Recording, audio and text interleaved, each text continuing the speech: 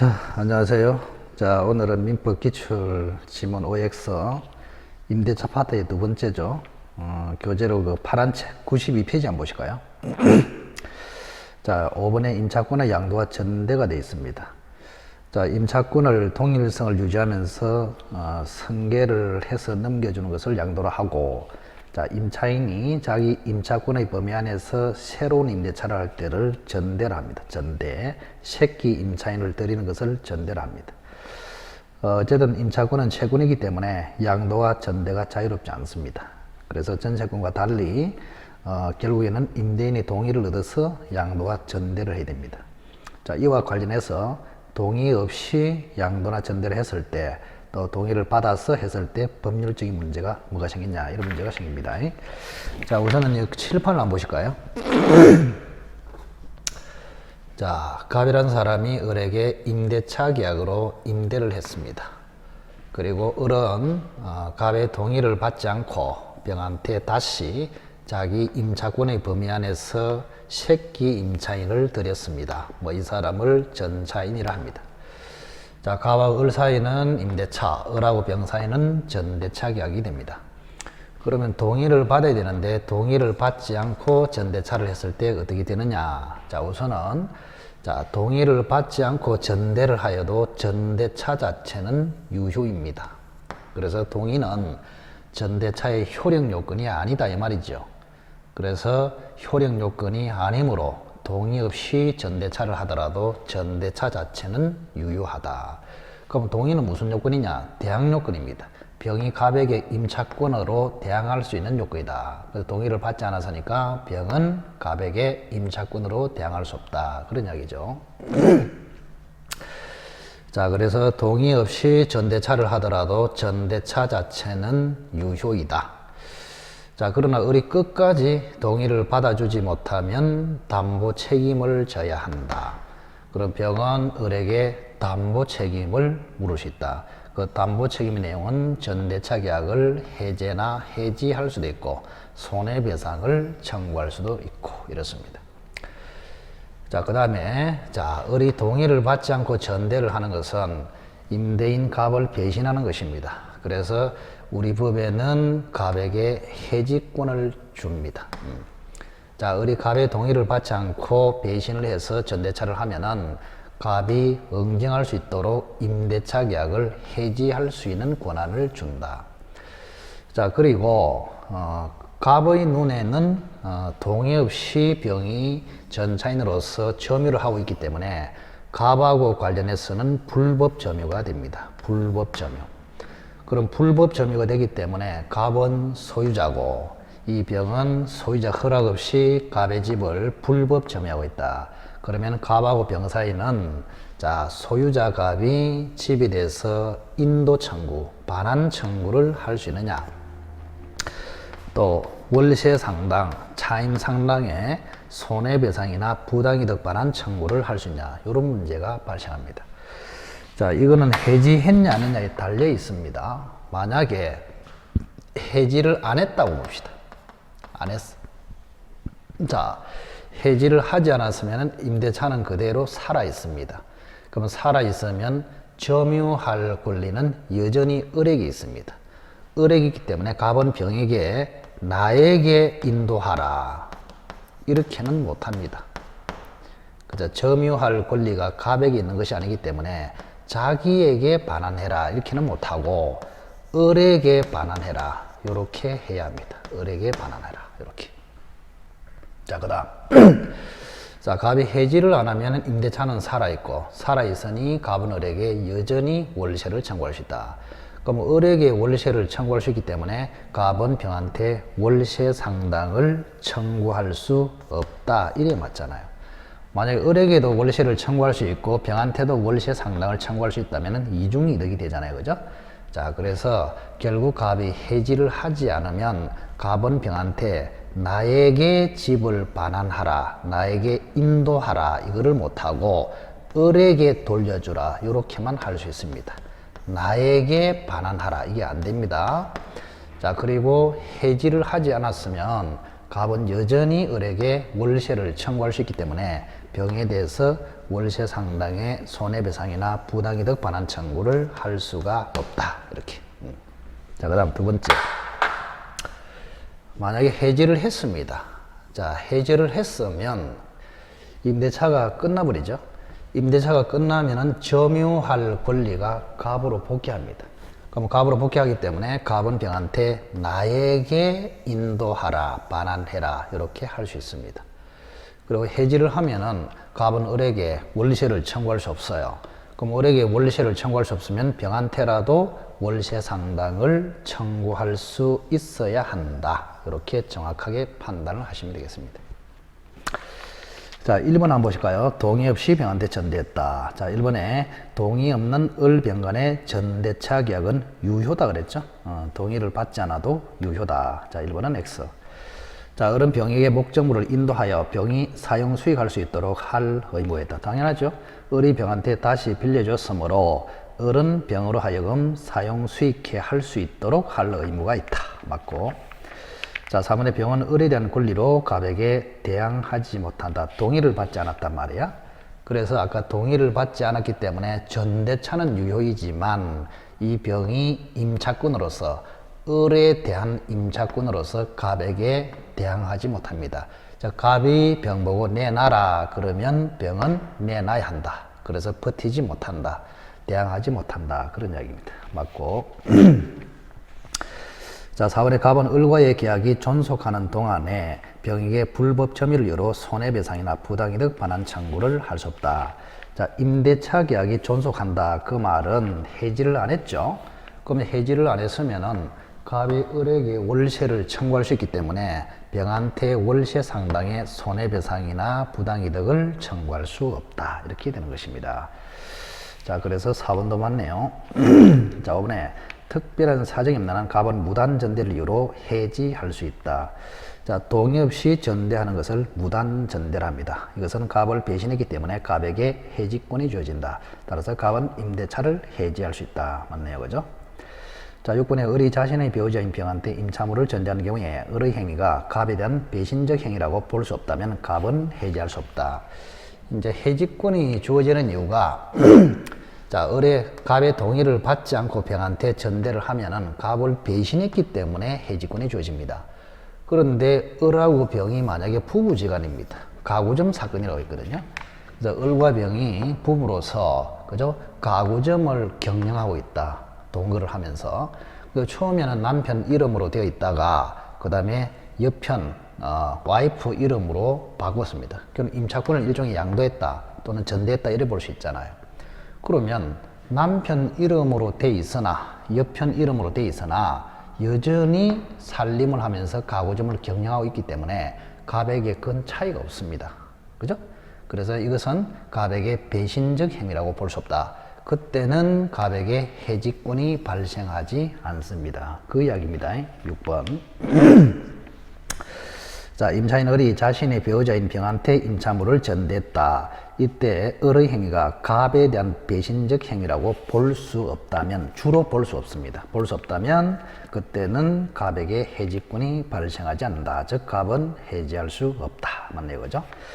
그래서 1번이 틀렸고 나머지는 다 맞습니다. 연습을 잘 하시기 바랍니다. 동의 없는 전대 이렇게. 자, 배신적 행위가 대부분 되죠.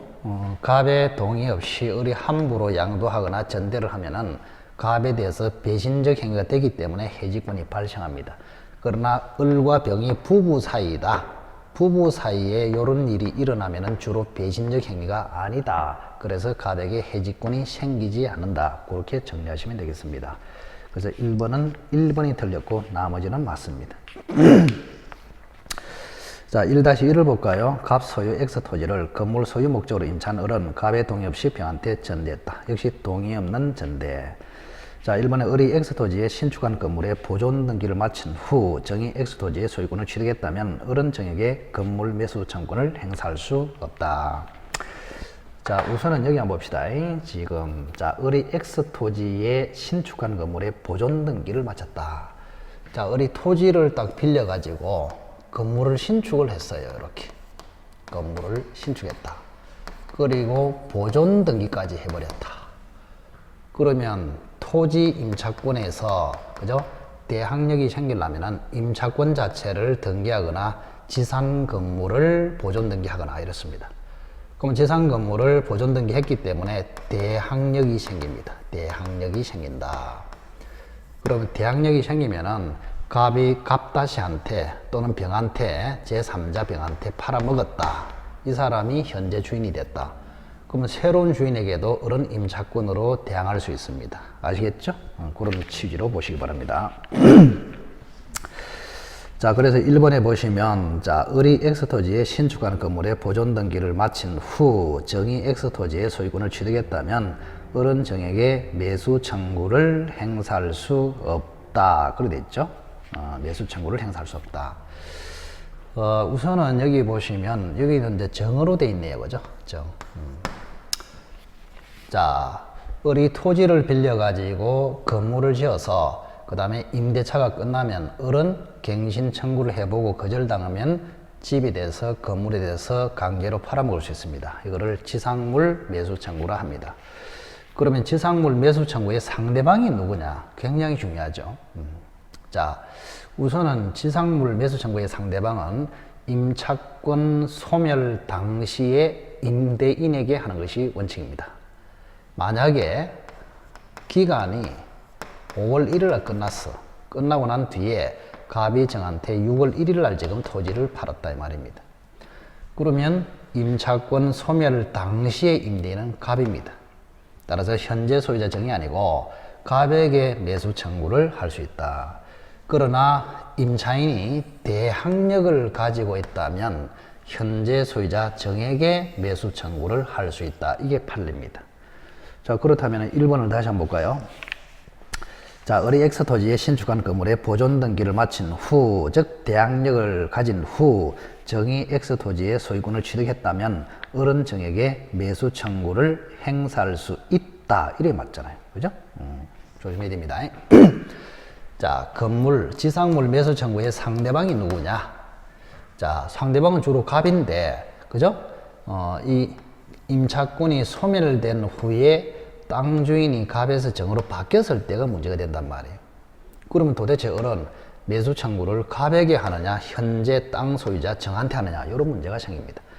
그래서 우리 판례는 임차권 소멸 당시에 임대인은 갑이잖아요. 갑에게 매수 청구하는 것이 대원칙입니다. 갑에게. 그런데 임차권에 대항력이 있다면 어차피 새로운 주인에게 임차권으로 대항해서 주장할 수 있기 때문에 이때는 현재 소유자 정에게 매수 청구를 할 수 있다. 이렇게 갑니다. 그래서 1번은 틀렸네요. 자, 이번에 만약 을이 X토지에 신축한 건물의 소유권을 임대차 종료 전에 무에게 이전하였다면 을의 건물 매수 청구는 인정되지 않는다. 자, 을이 그러면 이제 주체가 누구냐 이거죠. 자, 아까는 매수 청구의 상대방이 누구냐 이러냐 이거. 지금은 매수 청구의 주체가 누구냐. 주체는 지상물, 지상물의 소유자, 지상물의 소유자인 토지 임차인. 이 사람이 매수 청구를 할 수 있는 주체입니다. 주체. 매수 청구를 할 수 있는 주체. 자, 그러면 1-1번의 2번을 보시면 을이 X토지에 신축한 건물의 소유권을 임대차 종료 전에 무에게 이전했다. 건물의 소유권을 무에게 이전했다. 그러면 임차권을 무에게 이전했다는 말이 없잖아요. 그러면 을은 소유자가 아니고 무가 지금 소유자고 임차인은 을이고 이래 돼버렸잖아요. 그죠? 그래서 요 을이라는 사람이 요 건물을 무한테 지금 소유권을 이전했다 이런 이야기입니다. 지금 이렇게. 그러면 지상물의 소유자는 무이고 임차인은 을이고 이래 돼버렸잖아요. 그러면 을도 매수 청구를 할 수 없고 무도 매수 청구를 할 수 없고 이래 됩니다. 왜? 을은 지상물의 소유자가 아니고 무는 지상물의 소유자이지만 임차인이 아니고 이래 되잖아요. 그래서 소유자이면서 임차인이 되어야 매수 청구를 할 수가 있습니다. 그래서 2번은 자, 을이 건물의 소유권을 무에게 이전했다면 을은 지상물의 소유자가 아닙니다. 따라서 이제는 을의 매수 청구는 인정되지 않는다. 맞네요. 그죠? 그래서 1번은 X고 2번은 O고 이렇습니다. 자, 그 다음 3번부터 보겠습니다. 자, 갑은 자신의 X 건물을 을에게 임대하였고 을은 갑의 동의 없이 임차권을 병한테 양도했다. 뭐 전대나 양도나 논리가 똑같습니다. 자, 을은 병에게 갑의 동의를 얻어줄 의무가 있다. 맞죠? 을은 병한테 갑의 동의를 얻어줄 의무가 있습니다. 자, 2번. 을과 병 사이의 양도계약은 유동적 무효이다. 자, 동의를 받지 않고 양도하거나 전대차를 하더라도 유효입니다. 무효가 아니죠. 그래서 2번은 X입니다. 을과 병 사이의 임차권 양도계약 또는 전대차 계약은 확정 유효이다. 이래야 맞습니다. X. 자, 3번에 갑은 을에게 차임의 지급을 청구할 수 있다. 맞죠? 지금 이 갑하고 을 사이에 임대차가 해지됐다는 말이 없잖아요. 그럼 해지됐다는 말이 없기 때문에 갑은 여전히 을에게 월세를 청구할 수 있다. 맞고. 자, 4번의 병이 을의 배우자이고 X 건물에서 동거하면서 함께 가구점을 경영하고 있다. 가구점 경영 사건. 자, 을은 남편이고 병은 여편이고 처음에는 남편 명의로 하고 있다가 여편 명의로 임차권을 양도했다. 동의 없이. 자, 남편 이름으로 돼 있던 여편 이름으로 돼 있던 여전히 을과 병은 부부로서 동거하면서 가구점을 경영하고 있기 때문에 갑에게 배신이 되지 않습니다. 그때는 남편이 여편에게 임차권을 양도하더라도 갑에게 배신이 되지 않기 때문에 해지권은 발생할 수 없습니다. 그래서 4번은 맞네, 그죠? 자, 부부 가구점 경영 사건이 되겠습니다. 자, 5번. 을이 갑의 동의를 받아서 임차권을 병한테 양도하였다면 이미 발생한 을의 연체 차임 채무는 특약이 없는 병한테 이전되지 않는다. 자, 연체 차임, 정상적인 차임 채무는 넘어가는데 연체 차임 채무는, 그죠? 을 스스로가 감당을 해야지 병한테 승계 이전되지는 않습니다. 자, 5번은 조금 어렵다 싶으면 일단은 제껴도 되겠습니다. 어쨌든 3번은 동의 없는 임차권의 양도, 동의 없는 전대, 그 이론하고 똑같습니다. 자, 을은 병한테 동의를 얻어줄 의무를 부담한다. 끝까지 동의를 얻어주지 못하면 담보 책임을 진다. 이렇게. 동의를 받지 않아도 양도계약이나 전대차 계약은 확정 유효이다. 그리고 해지했다는 말이 없기 때문에 임대차는 유효이고 갑은 여전히 을에게 월세를 청구할 수 있다.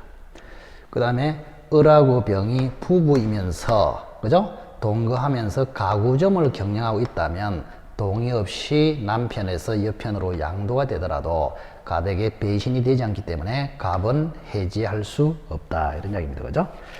자, 그래서 3번은 방과로 2번은 X고 나머지는 전부 다 O가 되겠습니다. 자, 이번에 보시면 이제 동의를 얻었네요. 동의 있는 전대네. 2번 이쪽으로 오겠습니다. 자, 동의를 받았습니다. 자, 갑이 을에게 임대차를 했다. 그리고 동의를 받아서 전대차 계약으로서 병한테 넘겼다. 그래서 병이라는 사람이 현재 점유하고 있다. 이런 이야기입니다. 그럼 여기는 동의를 받아서 병이 점유하고 있기 때문에 불법 점유가 아니에요. 그럼 불법 점유가 아니기 때문에 저기와 같은 문제는 발생하지 않습니다. 그럼 여기는 뭐가 발생하느냐? 자, 잘 보시면 임차인은 임차권을 가지고 전차인은 전차권을 가집니다. 자, 이거는 엄마 권리고 여기는 애 권리입니다. 목권과 자권이다.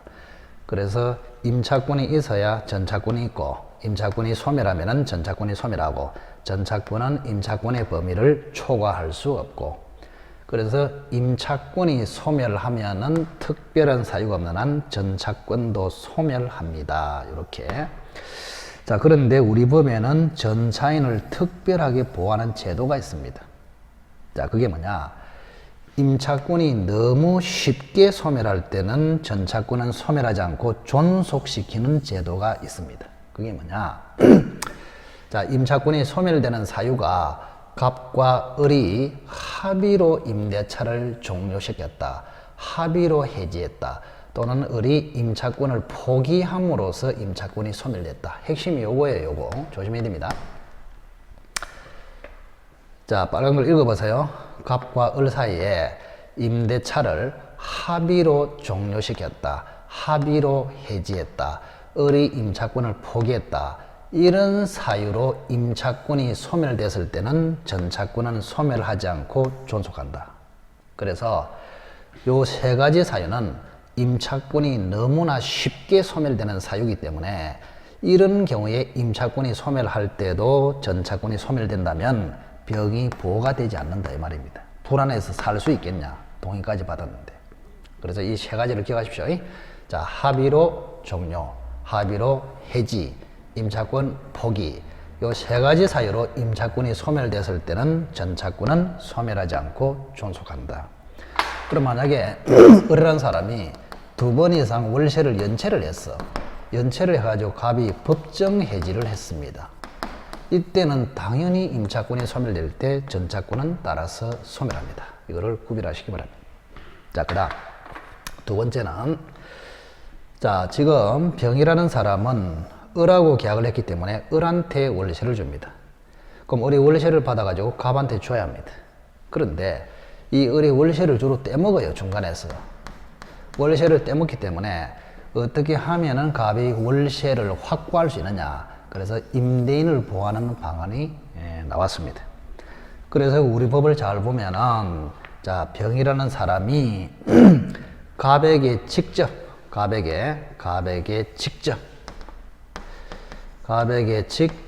의무를 부담하는 걸로 규정하고 있습니다. 이때 의무는 주로 월세 주는 의무, 차임 지급 의무를 이야기하겠죠. 그죠?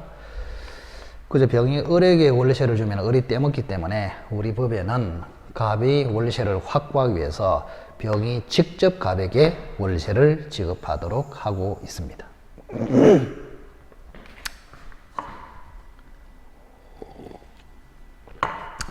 자, 근데 문제는요. 자, 병이라는 사람이 법에 따라서 갑에게 월세를 줘버리면 사건이 종료됩니다. 을에 대한 월세 지급은 면제가 돼버려요. 갑한테 법대로 줬다면은. 근데 병이 갑한테 주는 것이 아니고 주로 을한테 줘버리거든요. 왜? 병의 입장에서는 갑을 본 적도 없어요. 자기하고 계약한 사람은 을이야. 그래서 병이 법을 무시하고 을에게 월세를 지급하는 것이 일반적입니다. 그리고 우리 법에는 뭐라 돼 있냐? 을에게 월세를 지급한 걸 가지고 갑에게 대항하지 못한다. 이리 돼 있습니다. 대항하지 못한다. 그럼 대항하지 못한다는 말은, 자, 갑이라는 사람이 법률 규정에 따라서 병한테 월세를 직접 청구해 들어오면 병이 을에게 준 걸 가지고 갑한테 반격을 하지 못한단 말이에요. 그래서 나는 을한테 이미 줬기 때문에 갑 내한테 못 주겠다 이래 못해요. 갑에게 다시 이중으로 지급해야 됩니다. 그런 뜻입니다. 자, 병이 을에게 월세를 지급하더라도 그걸 가지고 갑에게 대항하지 못한다. 근데 이 대항하지 못하는 범위에 관해서 우리 판례가 하나 있습니다. 대항하지 못하는 범위. 이게 아주 중요하죠. 자, 우리 조문에는 병이 을에게 언제 월세를 지급하냐를 따지지 않고 을에게 지급하면은 무조건 갑에게 대항할 수 없다. 이렇게 되어 있습니다. 조문에는. 그런데 우리 판례는 대항할 수 없는 범위를 좁혀버렸어요. 그래서 병이 을에게 월세를 언제 줬냐가 굉장히 중요합니다. 우리 판례에 따라서. 자, 만약에 을과 병 사이에 월세 지급 시기가 4월 5일로 정해놨습니다. 그러면 병이 을에게 4월 5일이 되기 전에 지급할 수도 있고 4월 5일이 됐어야 지급할 수도 있단 말이에요. 그러면 우리 판례는 4월 5일 되기 전에 을에게 지급한 걸 나쁜 걸로 봅니다. 뭔가 미리 주는 것은 갑한테 골탕 먹이기 위한 것이다. 이렇게 봅니다. 그래서 4월 5일 이전에 지급한 걸 가지고만 대항하지 못한다. 이게 판례입니다. 꼭 기억하십시오. 그래서 병이라는 사람이 판례에 따르면 4월 5일 차임 지급 시기에 지급을 제대로 했다면 그걸 가지고는 갑한테 대항할 수 있다. 이렇게 봅니다. 자, 다시 한번 볼까요? 중간에 2번 보겠습니다. 건물 임차인은 을은 임대인 갑의 동의를 얻어서 임차 건물을 병한테 전대했다. 자, 병은 을에 대한 차임의 지급으로서 갑에게 대항할 수 없다. 좀 전에 했죠? 자, 병은 을에 대한 차임 지급으로서 갑에게 대항하지 못한다. 반격하지 못한다 이 말이죠. 2번 보겠습니다. 자, 임대차와 전대차가 모두 중요한 경우에 병이 갑에게 직접 건물을 반환하면 을에 대한 반환 의무를 면한다. 맞습니다. 자, 임대차도 끝나고 전대차도 끝났습니다. 그러면 전대차가 끝났으니까 병이 을한테 주고 을은 갑한테 돌려주고 이래 맞잖아요. 그런데 병이 성질이 급해가지고 을한테 주지 않고 갑한테 줘버렸습니다. 그럼 이걸 어떻게 처리하느냐? 어차피 최종적으로 병이 을한테 주더라도 을이 갑한테 줘야 됩니다. 그래서 병이 을을 거치지 않고 갑에게 직접 줘도 괜찮다 이렇게 돼 있어요. 그래서 병이라는 사람이 갑에게 반환을 해버리면 을에 대한 반환 의무는 자동적으로 면제된다 그런 뜻입니다. 자, 그래서 임대차도 종료, 전대차도 종료됐을 때 전차인이 임대인에게 직접 반환을 해버리면 임차인에 대한 반환 의무는 면한다. 그래서 이번은 맞네요, 그죠? 자, 3번에 갑과 을의 임대차 관계가 기간 만료나 채무 불이행 등으로 소멸하면은 병의 전차권이 소멸함이 원칙이다. 아까 이야기했죠. 임차권이 소멸하면은 전차권도 소멸합니다. 그래서 을이 채무 불이행 해가지고 법정 해지됐거나 기간이 만료돼가지고 임차권이 소멸하면은 전차권도 소멸해요. 에? 그래서 일반적으로는 임차인이 2기 이상 연체를 해가지고 해지를 해가지고 종료됐다. 또는 기간이 만료돼서 종료됐다. 그때는 임차권이 소멸되면은 전차권도 무조건 소멸합니다. 그래서 3번은 맞네요. 근데 4번에 갑이 을과 임대차가 합의 해지 강조했죠. 합의 종료, 합의 해지, 임차권 포기 이 세 가지 사유로 임차권이 소멸되면은 전차권은 소멸되지 않고 존속한다. 그래서 4번은 X가 되겠습니다. 자, 이번에 전대차 종료 시에 병은 건물 사용의 편익을 위해서 을의 동의를 얻어서 부족한 물건의 매수를 갑에게 청구할 수 있다. 자, 아까 얘기했습니다.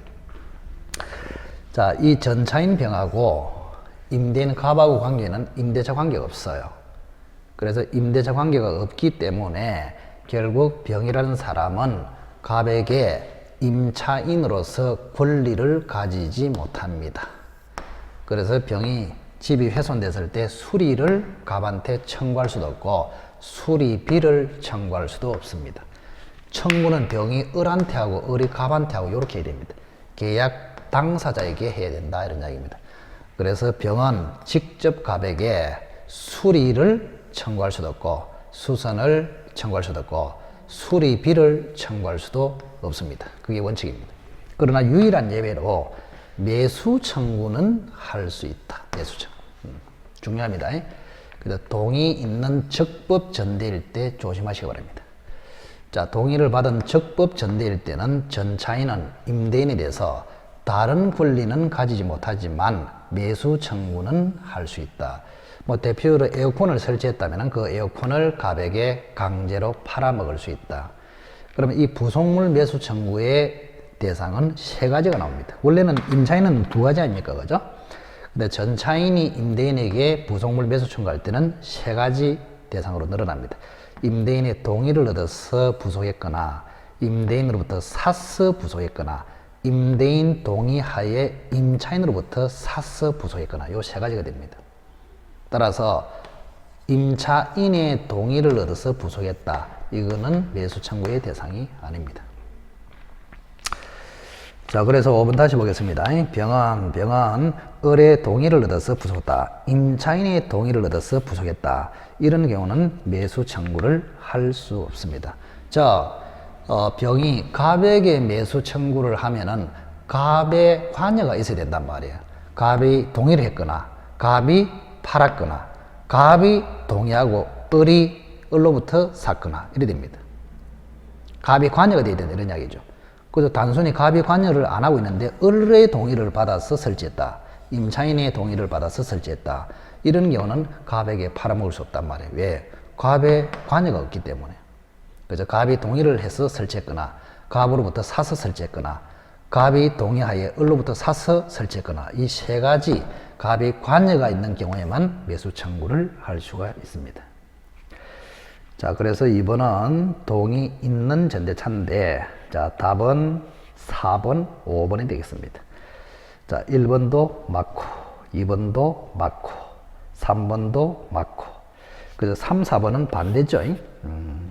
자, 기간 만료나 채무 불이행 등으로 소멸하면 정상적으로 소멸됐기 때문에 임차권 소멸로 병의 전차권도 소멸한다. 맞고. 그러나 4번에 합의 해지, 합의 종료, 임차권 포기로 임차권이 소멸될 때는 전자권은 존속한다. 3번은 O, 4번은 X가 되겠습니다. 자, 5번에는 갑에 관여가 없는 을의 동의, 임차인의 동의를 얻어서 부속한 물건에 대해서는 매수 청구를 할 수 없다. 이렇게 됩니다. 자, 그렇게 정리하시면 되겠습니다. 자, 마지막으로 이제 보증금하고 권리금이 있네요. 보증금, 권리금. 뭐 이거는 크게 중요한 건 아닌데 간단하게 한번 보도록 하겠습니다.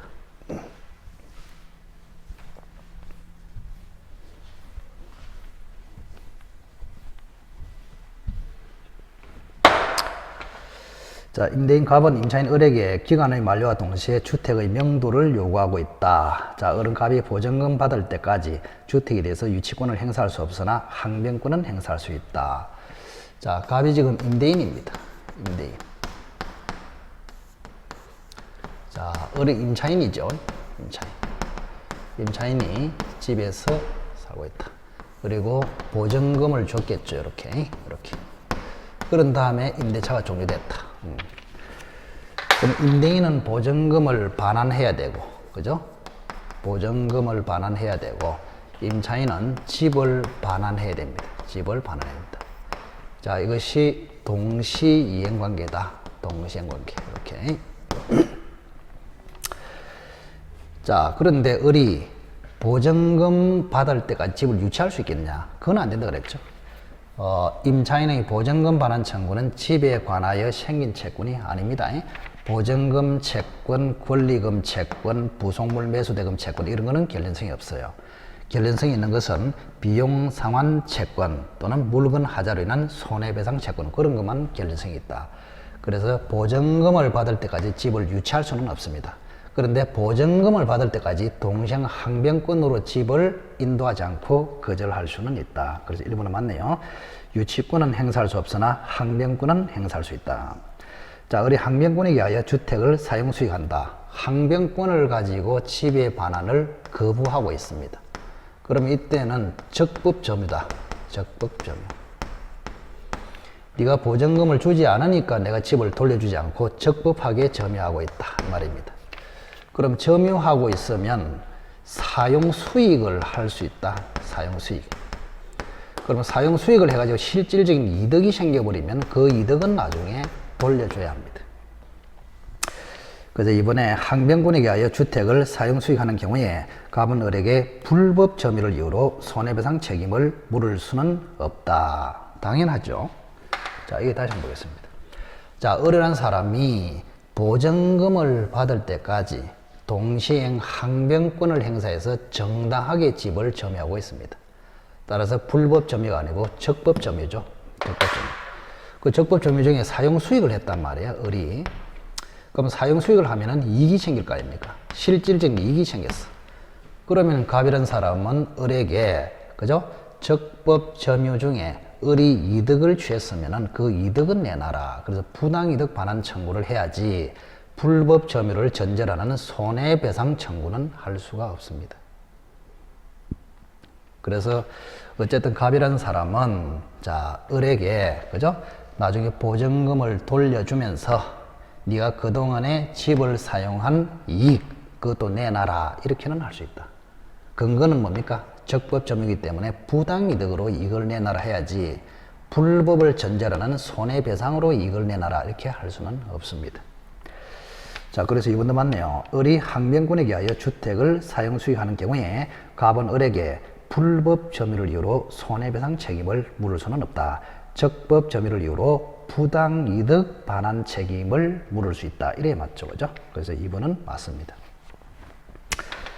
자, 한 번 더 강조하지만 을이 보증금 받을 때까지 항변권을 행사해서 집을 지금 점유하고 있을 때는 정당하게 점유하고 있으므로 적법 점유입니다. 그러면 적법한 점유를 하면서 사용 수익에서 이익을 취했어요. 이익을 취했단 말이에요. 이익을. 그러면 갑의 집인데 을이 사용해서 이익을 취했으니까 이 이익은 그죠? 갑에게 돌려줘야 됩니다. 나중에. 그럼 돌려줄 때 이것을 손해배상으로 돌려주느냐 부당이득으로 돌려주느냐. 적법이기 때문에 손해배상으로 돌려주는 것이 아니고 부당이득 반환으로 돌려준다. 따라서 갑은 을에게 그 실질이익을 부당이득 반환 차원에서 청구할 수 있는 것이지 손해배상 책임을 묻는 차원에서 청구를 할 수는 없습니다. 그죠? 이번에 맞네요. 자, 3번에 을이 항변권에 의하여 주택을 사용 수익하더라도 실질적으로 얻은 이익이 있으면 부당이득으로 가백에 반환해야 된다. 좀 전에 얘기했잖아요. 그래서 을이라는 사람이 항변권으로 적법 점유를 하고 있다. 그런데 사용 수익을 했다. 실질적인 이득이 있다면 부당이득으로 돌려줘야 됩니다. 아시겠어요? 이득이 없다면 뭐 돌려줄 게 없으니까 책임이 없고, 그래서 어쨌든 간에 항변권으로 점유하면서 사용 수익을 해서 실질적인 이득을 얻었다면은 부당이득 반환 차원에서 돌려줘야지 손해배상 차원에서 돌려줄 필요는 없단 말이에요. 자, 그래서 3번은 정확하게 맞네요. 항변권에 의해서 사용 수익하더라도 실질적으로 얻은 이익이 있으면, 없으면 반환할 필요 없고 있으면 부당이득으로 가백에 반환해야 된다. 자, 이번에 권리금 채권도 결련성이 없다 그랬죠. 결련성이 없기 때문에 유치할 권리가 없다. 이래 맞잖아요. 자, 1번은 세 개 다 모두 맞는 소리고 2번은 X가 되겠습니다. X. 자, 그래서 아까도 이야기했지만 임차인의 권리가 여러 개 있죠. 첫째는 보증금 채권, 두 번째는 권리금 채권, 세 번째는 그죠? 부속물 매수대금 채권,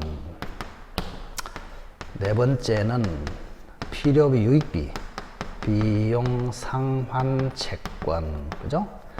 또 다섯 번째는 물건의 하자로 인한 손해배상 채권, 이런 게 있는데 맨 마지막에 4번하고 5번만 결련성이 있어서 유치권이 되지 나머지는 결련성이 없기 때문에 유치권은 안 됩니다. 자, 그래서 이번에 권리금 반환 채권도 결련성이 없기 때문에 그 채권을 담보하기 위해서 목적물을 유치할 권리는 없습니다. 2번은 X가 되겠네요. 그죠? 자, 여기까지가 계약강론으로서 임대차가 되겠습니다. 그 다음에는 민사특별법으로 넘어가도록 하겠습니다.